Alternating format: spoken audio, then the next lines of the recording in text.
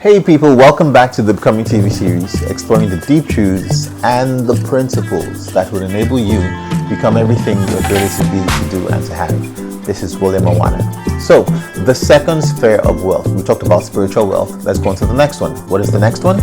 Soulical wealth. Now that sounds really strange. Soulical, what is soulical? Well, actually, it's just it's just a manifestation of soul. Soul being the root word. Soulical wealth. What does it mean? Well, first of all, you have to understand what the soul is, right? When we're talking about man, human beings, we're actually composed of three components, right? We have the physical, which is the body, right? We have the main essence of us, which is the spirit.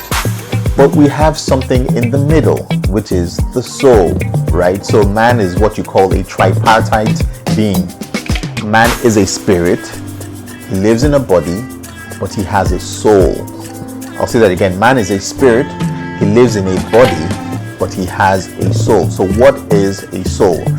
Your soul essentially comprises three main things, or three things: your mind, your will, and your emotions. One more time: your mind, your will, and your emotions. In other words, your thinking capacity, your brain, right?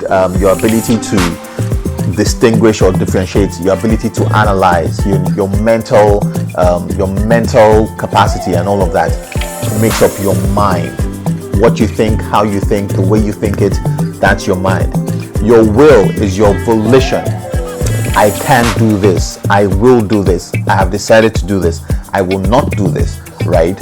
That is your will, right? And then your emotions. We know about your emotions.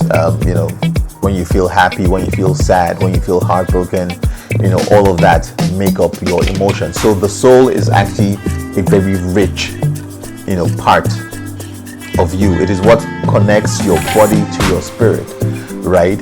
So we've heard of things like soul food, soul music. Those terms are associated with the soul because they are targeted at the soul. They are targeted at evoking something in one of those three parts, one of those three components, whether it's the mind, the will, or the emotions, right? So the soul is a very rich place that we need to take, really, we need to pay attention to, right? But most of us don't. We're typically focused on our bodies, what we're going to eat, what we're going to wear, and all of that, and maybe on the extreme side, we're focused on the spirit, right? But the soul, as the connector between the body and the spirit, needs to be paid attention to because it's very important. So what is soulical wealth? I said that the soul is comprises the mind, the will, and the emotions. It means that if you're going to be wealthy in your soul, you need to spend time developing those three areas. And how do you do that? So, essentially when you're born, when babies are born, yes, you came equipped with everything that you have to operate in this world, right? But essentially it's empty, especially your mind. That is why babies and very young children don't have any inkling of things like racism. I was watching a video the other day where these two cute children, like 2-3 years old. One was black, one was white. This was in the US. They saw each other from a distance and they were friends.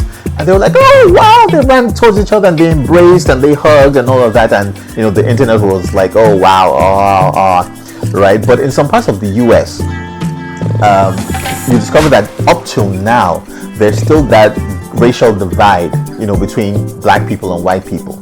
But these two young kids had no concept of that. They had no inkling of that. Why? Because babies are not born with racism, right? Everything that we manifest as attitude is a product of learned behavior, is a product of conditioned behavior. We're conditioned into thinking about racism. We're conditioned into thinking that a particular tribe or a particular group of people act this way or do this or do things this way. Therefore, we shouldn't relate with them. But that is not how we're born. So everything that we manifest is actually a product of what we learn. So if you're going to change, we talked about this in the series on attitude, on the video on attitude. If we're going to change our lives, we have to change our attitudes, we have to change our belief systems, we have to change our thinking. So if you want to do that, you have to unlearn and relearn. So it's all about learning. How do you build Soulical wealth? Is by learning. You have to develop your brain to a full capacity. When we say genius, what do we mean? We don't, in my view, right? When we say genius, we're not saying that some people are necessarily better than others. What I think genius is all about is that some people have found ways to tap into their potential, a higher percentage of their potential, right? When we look at people like Albert Einstein or Mozart, you know, all those people that have done great things that we call geniuses, you realize that it is not in the same field that they are measured as genius. For instance, Mozart was a musical genius. Albert Einstein was an intellectual genius, right? So there are different spheres of intelligence.